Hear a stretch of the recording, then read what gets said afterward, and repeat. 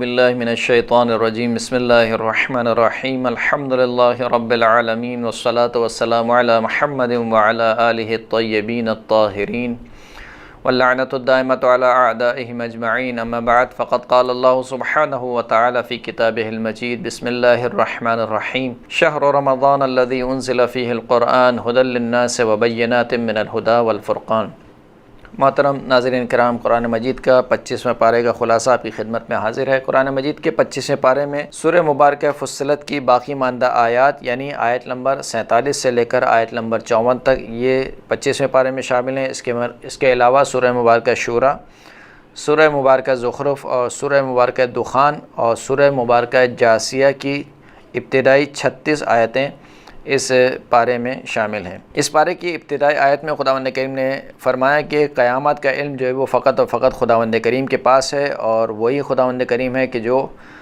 پھلوں سے، شگوفوں سے پھلوں کو نکالتا ہے، اور وہی خداوند کریم جو جانتا ہے کہ ہر مادہ جو ہے وہ اپنے رحم میں کیا اٹھایا ہوا ہے، اور ان تمام چیزوں کا علم جو ہے وہ خداوند کریم کے پاس ہے۔ پھر اس کے بعد خداوند کریم نے شرک کی نفی کی اور فرمایا کہ یہ جو کفار جو معاد کا انکار کرتے ہیں یعنی دوبارہ اٹھائے جانے کا انکار کرتے ہیں، اس کی ایک وجہ جو ہے وہ یہ دنیا کی رنگینی ہے، یعنی یہ دنیا کی رنگینی میں اس قدر مست ہو چکے ہیں کہ یہ سمجھتے ہیں کہ بس ہماری تو یہی زندگی ہے، اس کے بعد کی کوئی زندگی نہیں ہے۔ پھر اس کے بعد خداوند کریم نے انسان کی ایک بری خصلت کا ذکر کرتے ہوئے آیت نمبر 51 میں ارشاد فرمایا کہ وَإِذَا أَنْعَمْنَا عَلَى الْإِنسَانِ أَعْرَضَ وَنَأَىٰ بِجَانِبِهِ وَإِذَا مَسَّهُ الشَّرُّ فَذُو دُعَاءٍ عَرِيضٍ کہ جب ہم انسان کو نعمت عطا کرتے ہیں تو یہ منہ پھیر لیتا ہے، جب یہ خوش و خرم ہوتا ہے، جب اس کی دنیا بالکل ٹھیک جا رہی ہوتی ہے، ہر طرف سے نعمتوں کی فراوانی ہوتی ہے، تو یہ ہم سے منہ پھیر لیتا ہے اور ہم سے کنارہ کشی اختیار کرتا ہے۔ لیکن جیسے ہی جب ہم اسے کسی مصیبت میں گرفتار کرتے ہیں تو بڑی لمبی چوڑی دعائیں کرنے والا ہماری بارگاہ میں بن جاتا ہے۔ پھر اس کے بعد خداوند کریم نے توحید کی طرف اشارہ کیا اور کافروں کے بارے میں بیان ہوا کہ یہ اللہ سے ملاقات کے بارے میں شک میں مبتلا ہے، اور یوں تقریباً یہ سورہ مبارکہ فصلت یہاں پر تمام ہوتی ہے۔ اگلی سورہ مبارکہ شورا ہے۔ ابتدائی آیت میں خداوند کریم نے اپنی مالکیت اور اپنی عظمت کو بیان فرمایا، اور یہ بھی بیان فرما دیا کہ یہ جو وحی ہے یہ عظمت والے خداوند کریم کی جانب سے ہے۔ اس کے بعد شرک کی نفی کی گئی، اور پھر اگلی آیات میں خداوند کریم نے قرآن مجید کے نزول کا مقصد بیان فرمایا کہ ہم نے قرآن مجید کو اس وجہ سے نازل کیا کہ ہمارے رسول صلی اللہ علیہ وآلہ وسلم اس قرآن مجید کے ذریعے سے لوگوں کو محشر کے دن سے ڈرائیں کہ جس دن ایک گروہ جنت میں ہوگا اور ایک گروہ جہنم میں ہوگا، اور اس دن ظالموں کا کوئی مددگار نہیں ہوگا۔ پھر خداوند کریم نے اپنی توحید کی دلیلوں کو بیان کیا، اور پھر دوبارہ شرک کی نفی کی، اور پھر فرمایا کہ دین جو ہے وہ خدا کے نزدیک ایک ہی ہے، یعنی آدم سے لے کر خاتم تک جتنے انبیاء دین کو لے کر آئے ہیں وہ ایک ہی دین ہے۔ شریعتیں مختلف ہو سکتی ہیں، احکامات مختلف ہو سکتے ہیں، لیکن جو اصول دین ہیں وہ اصول دین تمام انبیاء کے نزدیک ایک ہی ہیں۔ جیسے کہ آیت نمبر 13 میں خداوند کریم ارشاد فرماتا ہے شرع لکم من الدین ما وصى به نوح والذی اوحینا الیک وما وصینا به ابراہیم وموسیٰ وعیسیٰ ان اقیموا الدین ولا تتفرقوا فیہ کبر علی المشرکین ما تدعوهم الیہ اللہ یجتبی الیہ من یشاء ویہدی الیہ من ینیب۔ اللہ نے تمہارے لیے وہی دین مقرر کیا کہ جس کے قائم کرنے کا حضرت نوح علیہ السلام کو حکم دیا، اور جو بذریعہ وحی ہم نے تیری طرف بھیج دی، اور جس کی تاکید کا حکم ہم نے ابراہیم اور حضرت موسیٰ اور حضرت عیسیٰ علیہ السلام کو دیا تھا، اور اس دین کو قائم رکھنا اور اس میں پھوٹ نہ ڈالنا۔ جس چیز کی طرف آپ انہیں بلا رہے ہیں وہ تو ان مشرکین پر گراں گزرتی ہے، اور اللہ تعالیٰ جسے چاہتا ہے اپنا برگزیدہ بناتا ہے، اور جو بھی اس کی طرف رجوع کرے وہ اس کی صحیح رہنمائی فرماتا ہے۔ تو اس آیت میں خداوند کریم نے ذکر فرما دیا کہ دین جو ہے وہ ایک ہی تھا جو آدم سے لے کر خاتم تک تمام انبیاء لے کر آئے۔ تفرقہ کب ہوا؟ تفرقہ جو ہے وہ علم آ جانے کے بعد ہوا، اور وہ تفرقہ کیوں ہوا کہ یہ لوگ آپس میں ایک دوسرے پر سبقت اور برتری لینا چاہتے تھے، لہٰذا دنیاوی اعتبار سے ایک دوسرے پر سبقت لینے کے لیے ان لوگوں نے دین میں تفرقہ ڈالا۔ پھر اس کے بعد خداوند کریم نے بیان فرمایا کہ یہ کفار و مشرکین جتنی دلیلیں دیتے ہیں یہ ساری کی ساری دلیلیں اللہ کے نزدیک باطل ہے، اور ان پر اللہ کا غضب ہے، اور یہ لوگ شدید عذاب کے منتظر رہیں۔ پھر اس کے بعد خداوند کریم نے فرمایا کہ قیامت برحق ہے اور اس دن حساب و کتاب بھی جو ہے وہ برحق ہوگا، اور جو لوگ یہ ایمان رکھتے ہیں وہ قیامت سے ڈرتے ہیں۔ پھر اللہ نے فرمایا کہ جو لوگ بھی دنیا چاہتے ہیں ہم ان کو دنیا دے دیتے ہیں، لیکن جو شخص دنیا ہی کا طالب ہو، آخرت اس کے مد نظر نہ ہو، تو پھر وہ یہ شخص جان لے کہ پھر آخرت میں اس کا کوئی حصہ کوئی نصیب نہیں ہے۔ خداوند کریم ارشاد فرماتا ہے کہ من کان یرید حرث الآخرہ نزد لہ فی حرثہ ومن کان یرید حرث الدنیا نؤتہ منہا وما لہ فی الآخرۃ من نصیب۔ جو بھی آخرت کی کھیتی چاہتا ہے ہم اس کی آخرت کی کھیتی میں اضافہ کرتے ہیں، اور جو دنیا کی کھیتی چاہتا ہے ہم اسے اس دنیا میں سے بھی دے دیتے ہیں، لیکن ایسے شخص کے لیے آخرت میں کوئی حصہ اور کوئی نصیب نہیں ہے۔ پھر اس کے بعد شرک کی نفی کی گئی اور مشرکین کے عذاب کا تذکرہ ہوا اور صاحبان ایمان کی جزا کو بیان کیا گیا، اور پھر اس کے بعد آیت نمبر 23 میں خداوند کریم نے یہ بیان فرما دیا کہ یہ جو ہمارے رسول نے اتنی زحمت اٹھائی ہے، رسالت کو پہنچایا ہے، اس کا اجر رسالت کیا ہے۔ فرمایا کہ ذالک الذی یبشر اللہ عبادہ الذین آمنوا وعملوا الصالحات قل لا اسألکم علیہ اجرا الا المودۃ فی القربى ومن یقترف حسنۃ نزد لہ فیہا حسنا ان اللہ غفور شکور۔ کہ یہ جو ہم نے نعمتیں گنوائی ہیں، یعنی یہ جو صاحبان ایمان کی نعمتیں ہم نے پچھلی آیت میں ذکر ہوا ہے، یہ وہ چیز ہے کہ جس کے ذریعے سے خداوند کریم اپنے ان بندوں کو بشارت دیتا ہے جو صاحبان ایمان ہیں، ایمان لے کر آئے اور نیک اعمال انجام دیے۔ بس اے حبیب آپ کہہ دیجئے کہ میں تم سے کوئی اجر نہیں چاہتا مگر یہ کہ میرے اقربا سے مودت اختیار کرو، اور جو بھی اللہ کی بارگاہ میں ایک نیکی اپنائے گا تو خداوند کریم اس نیکی کو بڑھاتا رہے گا، اور خداوند کریم بہت زیادہ بخشنے والا بھی ہے اور بہت زیادہ شکر کرنے والا بھی ہے۔ تقریباً فریقین کی روایت میں یہ بات موجود ہے کہ وَمَن یقترف حسنۃ، یہاں پر حسنہ سے مراد اہل بیت اطہار کی محبت ہے، کہ جو شخص بھی اہل بیت اطہار کی محبت اپناتا ہے خداوند کریم اس کی محبت میں اضافہ کرتا رہتا ہے۔ پھر اس کے بعد خداوند کریم نے ارشاد فرمایا کہ خداوند کریم ہی وہ ہے کہ جو اپنے بندوں سے توبہ کو قبول کرنے والا ہے، وَالَّذِي یقبل التوبۃ عن عبادہ ویعفو عن السیئات ویعلم ما تفعلون۔ خداوند کریم وہ ہے کہ جو اپنے بندوں کی توبہ کو قبول کرتا ہے اور برائیوں سے درگزر کرتا ہے، اور وہ تمام وہ چیزیں جانتا ہے جو تم اعمال انجام دیتے ہو۔ پھر اس کے بعد خداوند کریم نے ارشاد فرمایا کہ ہم نے رزق کو پھیلایا کیوں نہیں ہے، یعنی فراوان جو ہے وہ اس دنیا میں کیوں نہیں چھوڑ دیا، ایک کو فقیر ایک کو مثال کے طور پر امیر کیوں بنایا ہے۔ تو خداوند کریم فرماتا ہے کہ وَلَوْ بَسَطَ اللَّهُ الرِّزْقَ لِعِبَادِهِ لَبَغَوْا فِي الْأَرْضِ وَلَكِنْ يُنَزِّلُ بِقَدْرٍ مَا يَشَاءُ إِنَّهُ بِعِبَادِهِ خَبِيرٌ بَصِيرٌ۔ اگر خداوند کریم اپنے رزق کو اپنے بندوں کے لیے پھیلا دیتا ہے، یعنی رزق کی فراوانی ہوتی ہے ہر شخص کے پاس، تو لبغوا فی الارض، تو یہ سب کے سب زمین میں طغیان کرتے، سرکشی کرتے خداوند کریم کے سامنے۔ ولیکن ینزل بقدر ما یشاء، لیکن خداوند کریم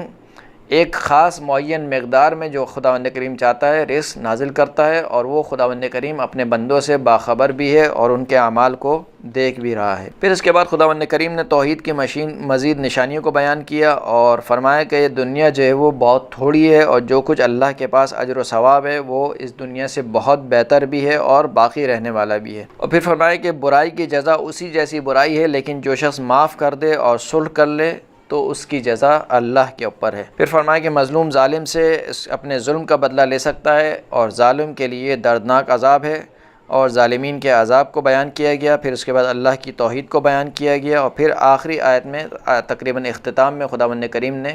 یہ بیان فرمایا کہ وحی کے 3 طریقے ہیں، یعنی خداوند کریم جب بھی کسی بندے سے گفتگو کرتا ہے تو ان 3 طریقوں میں سے کوئی ایک طریقہ اپناتا ہے۔ فرمایا کہ وَمَا كَانَ لِبَشَرٍ أَن يُكَلِّمَهُ اللَّهُ إِلَّا وَحْيًا أَوْ مِن وَرَاءِ حِجَابٍ أَوْ يُرْسِلَ رَسُولًا فَيُوحِيَ بِإِذْنِهِ مَا يَشَاءُ إِنَّهُ عَلِيٌّ حَكِيمٌ، کہ خداوند کریم نے کسی بھی بندے سے گفتگو نہیں کی مگر یہ کہ وحی کے ذریعے سے، یعنی براہ راست وحی الہی کو اس کے دل پر اتارا، یا پھر پردے کے پیچھے سے، یعنی پردے کے پیچھے سے اس کو وحی الہی سنائی دی اور اس نے فرشتے کو نہیں دیکھا، او یرسل رسولا، یا پھر اس نے خداوند کریم نے ایک وحی کے فرشتے کو بھیجا، اور وہ وحی کا فرشتہ جو ہے وہ اس کے پاس آتا ہے، وہ اس فرشتے کو دیکھتا بھی ہے،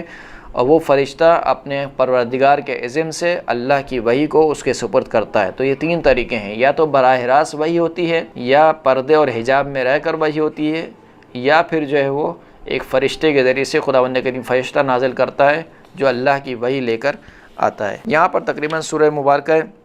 شورا اختتام پذیر ہوتی ہے، اور اس کے بعد جو اگلی سورہ ہے وہ سورہ مبارکہ زخرف ہے کہ جس کی کل 79 آیات ہیں۔ اس کی ابتدا میں خداوند کریم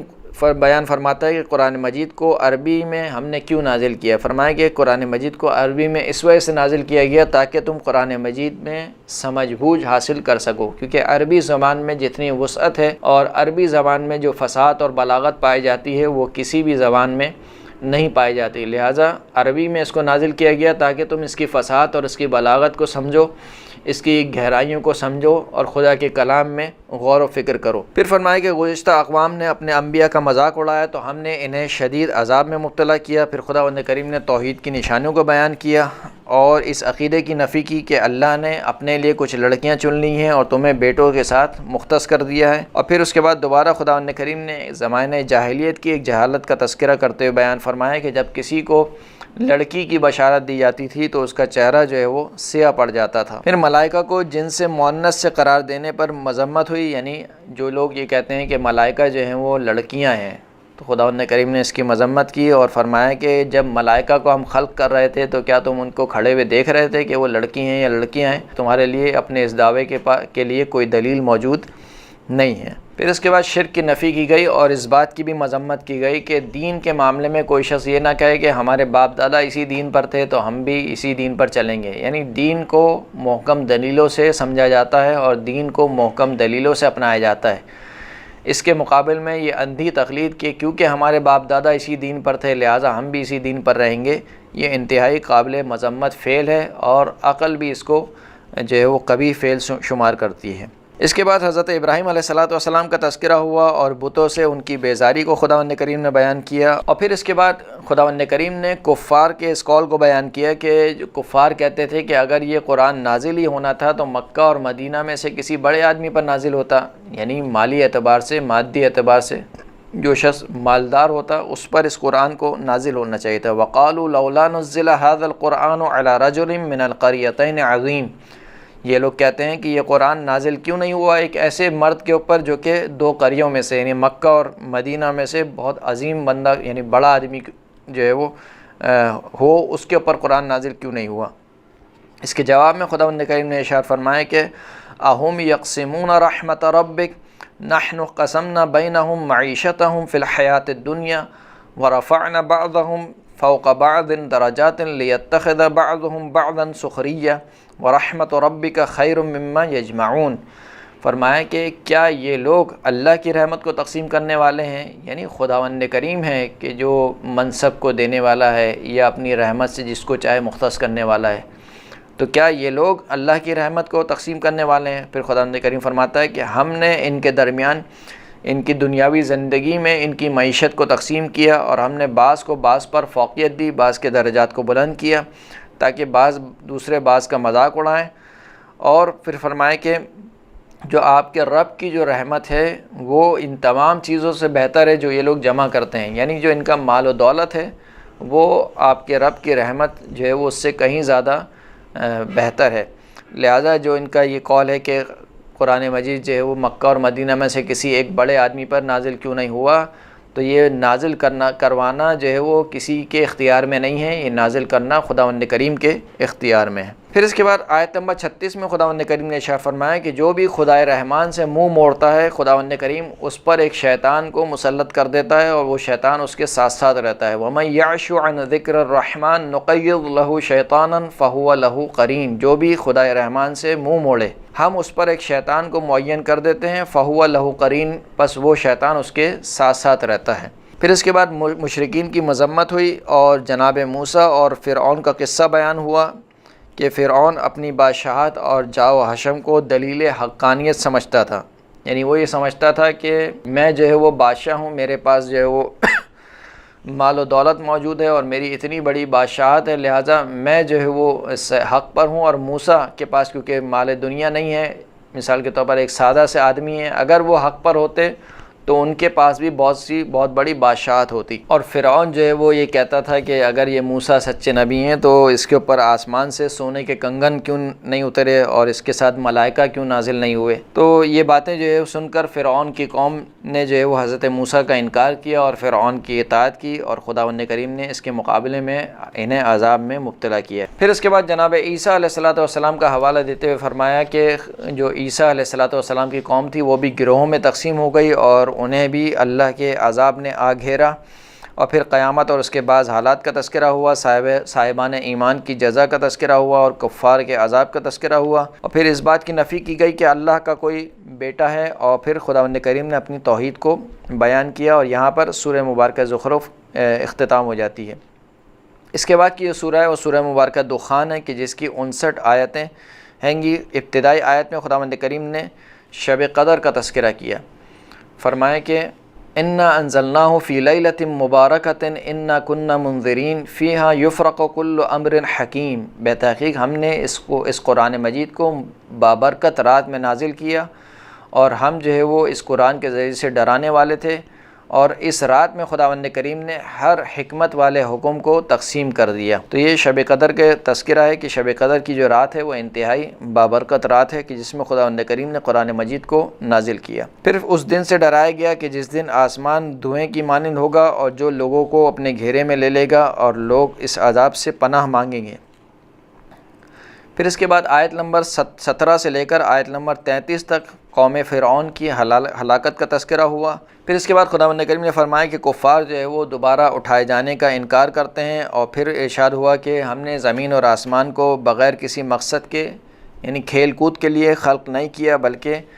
زمین اور آسمان کو خلق کرنے کا ایک واضح مقصد ہے، اور ہم نے ان کو حق کے ساتھ اور برحق خلق کیا۔ پھر اس کے بعد فیصلے والے دن کا تذکرہ ہوا کہ جس دن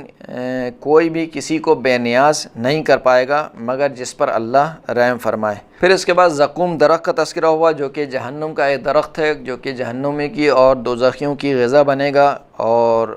صبح و شام ان کو اسی درخت سے جو ہے وہ کھلایا جائے گا اور پلایا جائے گا۔ اور پھر اس کے بعد خداوند کریم نے متقین کی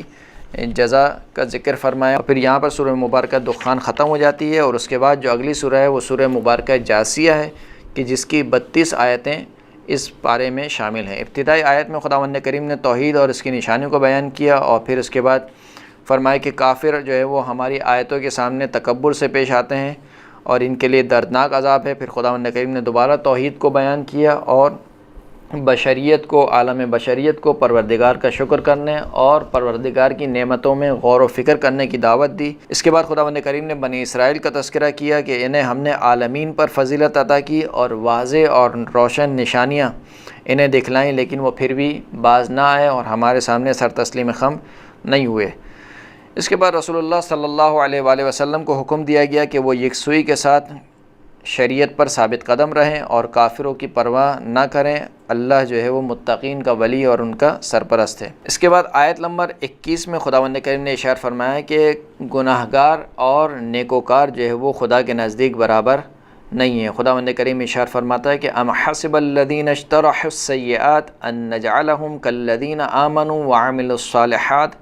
سواء محیاہم ومماتہم ساء ما یحکمون، کیا وہ لوگ جو کہ گناہوں کے مرتکب ہوتے ہیں وہ یہ گمان کرتے ہیں کہ ہم ان کو ان کی طرح قرار دیں گے کہ جو صاحبان ایمان ہیں، یعنی ایمان لے کر آئے اور عمل صالح کو انجام دیتے ہیں، یہ اور ان کی زندگی اور ان کی موت جو ہے وہ دونوں کی برابر ہوگی، یعنی گناہگار کی اور نیکوکار کی زندگی اور موت جو ہے وہ ایک جیسی ہوگی۔ ساء ما یحکمون، کتنا ہی برا حکم ہے جو یہ لوگ لگاتے ہیں۔ پھر اس کے بعد خداوند کریم نے بیان فرمایا کہ کفار جو ہیں وہ دنیا کی زندگی کو ہی اصل زندگی سمجھتے ہیں،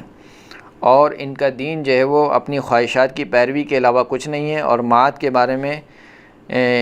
اور جب معاد کے بارے میں ان سے گفتگو کی جاتی ہے یا دوبارہ اٹھائے جانے کے بارے میں ان سے گفتگو کی جاتی ہے تو دلیل کے طور پر یہ کہتے ہیں کہ اچھا اگر تم سچ کہتے ہو تو ہمارے باپ دادا کو لے آؤ، یعنی وہ ہمارے باپ دادا جو مر چکے ہیں ان کو دوبارہ زندہ کر کے لے آؤ اگر تم سچے ہو۔ اس کے بعد قیامت کے دن کے حساب کتاب کا تذکرہ ہوا اور اس بات کا تذکرہ ہوا کہ قیامت کے دن ہر امت گھٹنوں کے بل گری ہوئی ہوگی اور ہر ایک کو اس کے نامہ اعمال کی طرف بلایا جائے گا، اور اس طریقے سے تقریباً دوبارہ قیامت کا تذکرہ ہوا اور قیامت کے برحق ہونے کی طرف اشارہ کیا گیا، اور یوں اس پارے کا اختتام ہوتا ہے۔ وآخر دعوانا ان الحمد للہ رب العالمین۔